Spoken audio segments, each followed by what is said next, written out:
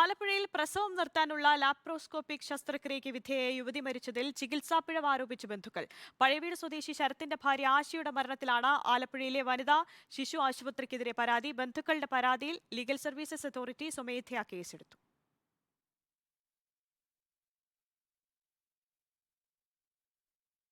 സ്വകാര്യ മെഡിക്കൽ കോളേജിലെ ഫാർമസിസ്റ്റായിരുന്ന ആശയെ വെള്ളിയാഴ്ചയാണ് ആലപ്പുഴ കടപ്പുറം വനിതാ ശിശു ആശുപത്രിയിൽ പ്രവേശിപ്പിച്ചത്.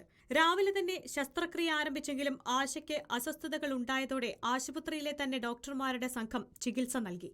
എന്നാൽ യുവതിക്ക് നേരിട്ട ആരോഗ്യ പ്രശ്നങ്ങൾ പിന്നീട് രൂക്ഷമാവുകയാണ് ഉണ്ടായതെന്ന് ബന്ധുക്കൾ പറഞ്ഞു.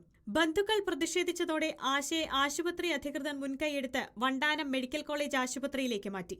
മെഡിക്കൽ കോളേജിൽ ചികിത്സയിലിരിക്കെ ഇന്നലെ വൈകിട്ട് 6:30ഓടെയാണ് ആശ മരിച്ചത്.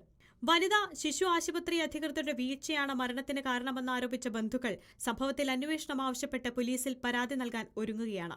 ആശയുടെ മരണം വിവാദമായതോടെ ജില്ലാ ലീഗൽ സർവീസ് അതോറിറ്റി വനിതാ ശിശു ആശുപത്രി സൂപ്രണ്ടിൽ നിന്ന് റിപ്പോർട്ട് തേടി.